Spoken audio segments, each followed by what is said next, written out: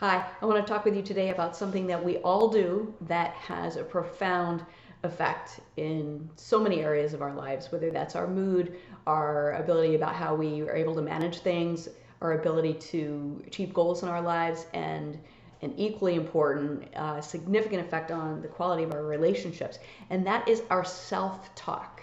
Yeah, the thoughts that we create ourselves are a running inner monologue that, if you haven't already thought about this, I promise you it probably has a much greater impact than you realize.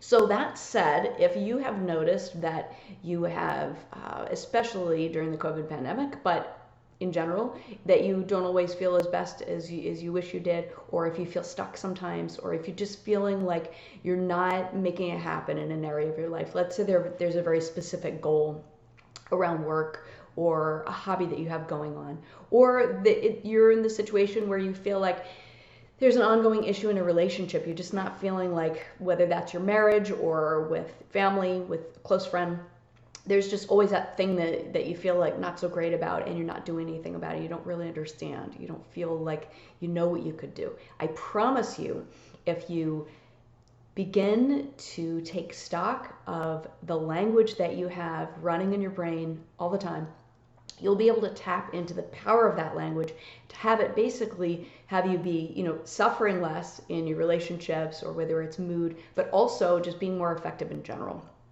And it's something that, by listening to what I have to say, you're taking the first step, which is to acknowledge that if you become more aware of that running monologue that you have going on, you have the ability to change it. So if you get nothing else out of this message today, I want you to realize that your self-talk, that running dialogue you have, isn't something that's inherent. You may have developed patterns in it over time. It doesn't matter how old you are, how long you have those patterns established. You always have the ability to choose your words, to choose your language in a way that's a lot more powerful. And I bet you'll notice, as you hear me giving examples, you'll recognize some things that you say that you're basically just making this whole life thing a little bit either less effective or just not so much fun. You're making it harder on yourself. So that said, let's get into what do I mean when I'm talking about self-talk. If you consider, and as you listen to me, you may be able to start to come up with, or to realize as I'm talking, yeah, I do that too. So I'm going to give you some examples that you may recognize. When you're thinking about, let's say, in a relationship, if you say things like, oh, well, he'll never change, or she'll never change, or that's just the way we are, we've always been that way, I don't know what I can do about it, things will never change. Or big one I do when I work with couples is, he always, or she never, he always forgets to pick up that thing in the grocery list, or she always criticizes my mom when I bring her up. A big thing would be, since I'll get right into it, a good example of changing your self-talk.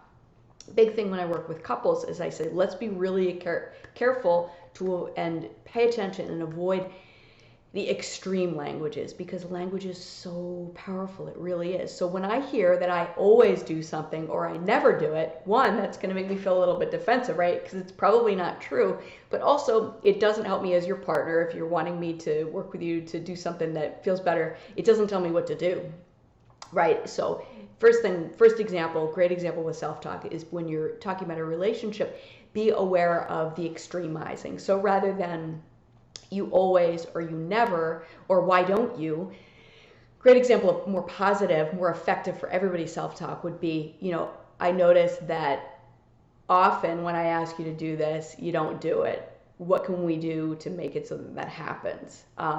The situation where you hear that differently, the person would feel a lot less defensive. Or, hey, rather than negative, focusing on the positive, which is, hey, I noticed that we were both talking about going out more together on dates. Let's talk about a way we can really make that happen. Rather than, we've been talking about this forever and you haven't done it, it's been a year. Now you're starting to see the difference between the first way and the second way. Other areas where you may relate, around the area of mood, and this is a big one. I've been a mood disturbance expert for 25 years now, and what I've noticed as I've been able to be more effective with people is I pay attention when I ask them to describe their mood and talk about what they say to themselves during the day. I listen really carefully And it never fails that people who have an excess of anxiety or an excess of low mood or even to the point of depression, I hear it in their language. And that is great news, because your mood isn't who you are. In a lot of ways, aside from the things that you can do behaviorally to affect mood that I talk about a lot, things like nutrition, exercise, medication if you're on it, the behaviors in which you can engage to lift your mood up or calm it down depending on what you need. Another piece of that is, in general, just that running monologue that we have going on in our brain has a powerful effect on your mood. So an example of that would be, you recognize in yourself, I have been feeling so down for so long, there's nothing I can do about it. Or I'm just an anxious person, there's no getting around it, it'll never change. Or something like, this experience outside of me leads me to feel this way. There's nothing I can do about it, and that has me feeling really low. The difference between that and listen to the power when I say alternatively, things like, I'm a really high energy person, always have been, and sometimes that gets the better of me. What can I do to make it so I calm myself down? Within the issue of the lower mood, when you look at, I may have a chemical issue going on that has me have a tendency to have lower moods. Yet what do I tell myself about myself and about my moods? If I'm talking negatively about it in a hopeless way, that's going to have a profound effect. Another example, we talked about mood, we talked about relationships. Let's talk now about the area of productivity or goal setting. I know for me recently, I had that experience where there was a big project I'm working on, and I found myself engaging in this. The idea of, oh wow, this is more, I bit off more than I could chew, or I don't really know where to start. Rather than that, which is kind of will shut you down and have you not try at all, I've now looked at the more positive self-talk, things like, wow, no wonder I feel overwhelmed. This is a huge project I'm taking on. Let me look at what I can do to make it manageable. And then I say, hey, this is doable. I got this. This is manageable. I've done bigger projects. I'm feeling this way right now because it's something that is new to me. You see the difference between the first way has me completely sort of going into overwhelm, shut down. The latter way has me saying, wow, rather than I can't, saying, I wonder how I can. It's a huge one. Rather than saying, oh, I don't have what it takes.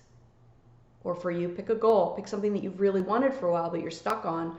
You're moving way too slowly, or you're just not even working on it at all. What's going on? If you really want that, if you really want that thing in your life, what's going on? Are you saying things like, I don't know where to start, or I don't have what it takes, or I just don't have it in me, or I'm not the type of person who can complete that?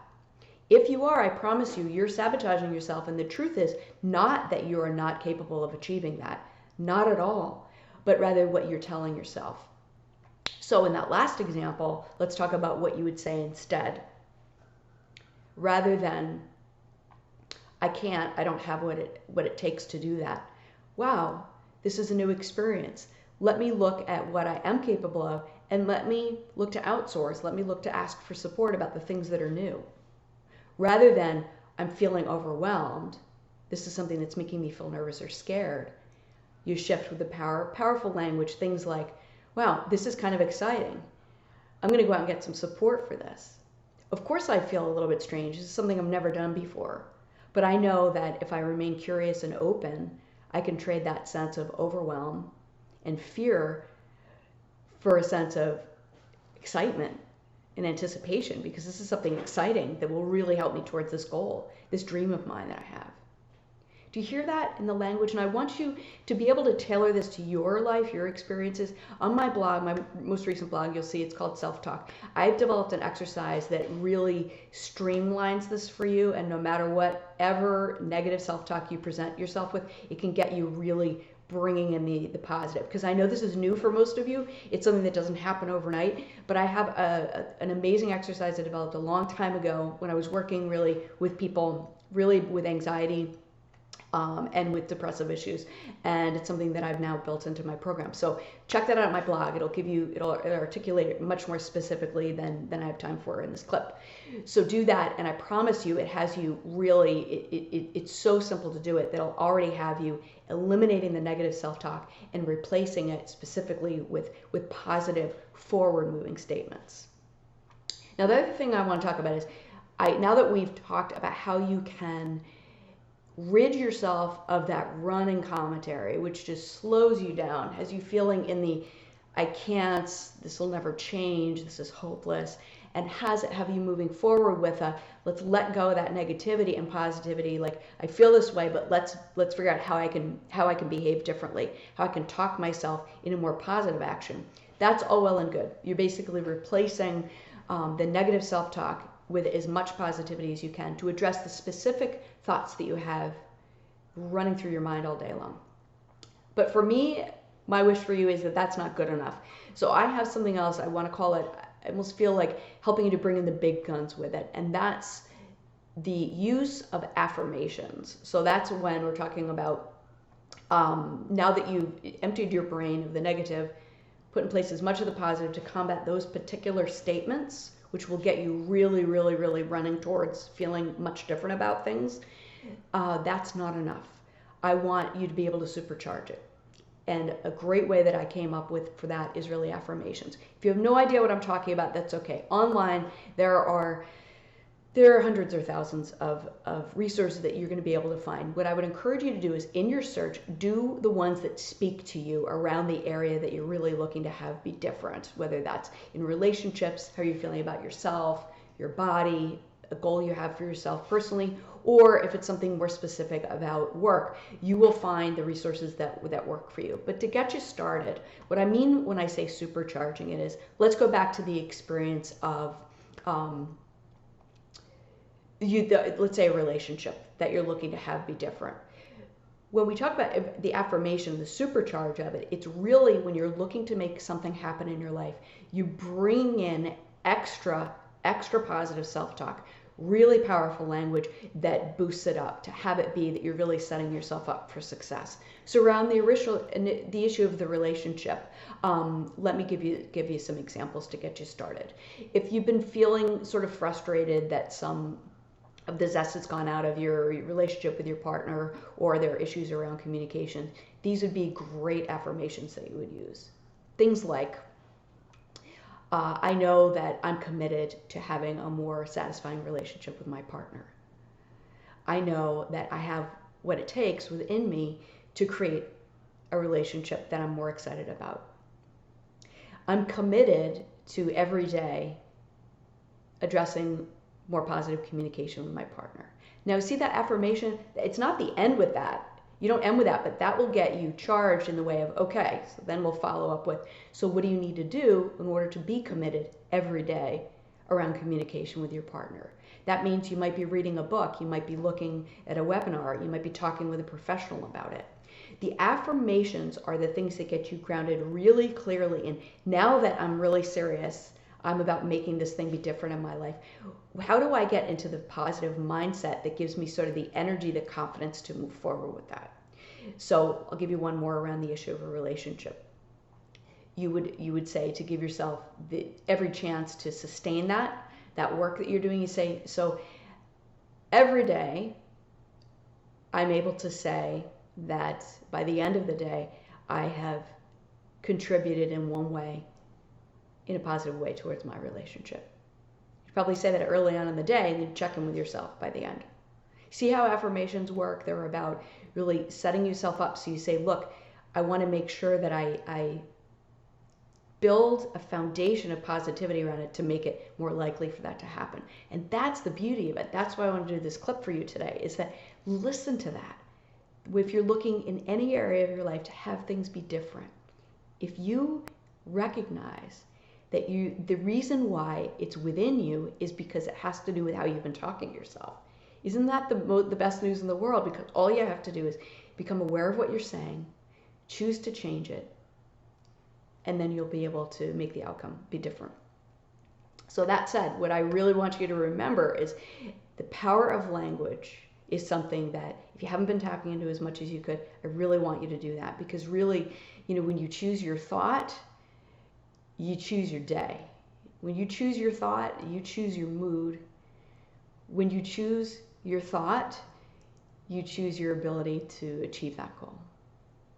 It's really that simple, and it's that amazing. I know it to be true.